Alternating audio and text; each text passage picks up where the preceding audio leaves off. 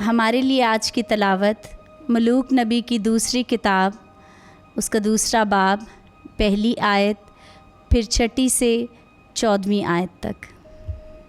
और ऐसा हुआ जब खुदावंद ने चाहा कि इलियास को एक बगुले में आसमान की तरफ ले जाए, तब इलियास और अलीसा के साथ जिलजाल से चला। फिर इलियास ने उससे कहा, तू यहाँ ठहर, क्योंकि खुदावंद ने मुझे उर्दन को भेजा है। वो बोला, ज़िंदा खुदावंद की कसम और तेरी जान की कसम, मैं तुझे ना छोड़ूंगा। और वो दोनों एक साथ गए, और अंबिया ज़ादों में से 50 आदमी गए और उनके मुकाबिल दूर खड़े हो गए, और वो दोनों उर्दन के किनारे पर खड़े थे।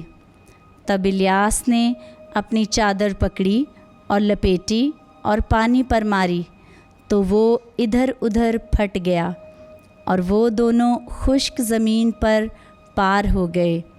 जब वो पार चले गए तो इलियास ने अलीसा से कहा, पेशतर इसके कि मैं तुझसे लिया जाऊं, तू मांग कि मैं तेरे लिए क्या करूं। अलीसा ने कहा कि तेरी रूह में से मेरे लिए दुगना हिस्सा हो। उसने कहा, तूने मुश्किल बात मांगी, बस जिस वक्त कि मैं तुझसे लिया जाऊं, अगर तू मुझे देखे तो ये तेरे लिए हो जाएगा, वरना नहीं।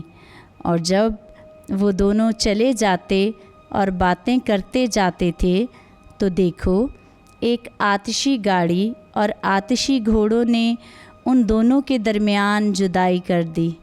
और इलियास बगुले में से आसमान की तरफ चढ़ गया, और अलीसा ने उसे देखा और चिल्लाया, ए मेरे बाप, ए मेरे बाप, ए इस्राएल की गाड़ी और उसके सवार।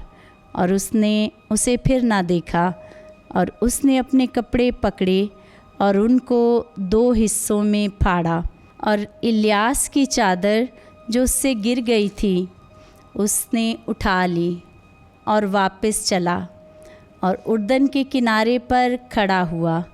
और उसने इलियास की चादर जो उससे गिर गई थी पकड़ी और पानी पर मारी, पर वो तकसीम ना हुआ।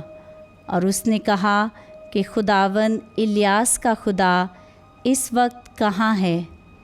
और उसने उसे पानी पर मारा, तो वो 2 हिस्से हो गया, और अलीसा पार हो गया। पाक कलाम के पढ़े और सुने जाने पर खुदा की बरकत हो। खुदा का शुक्र हो।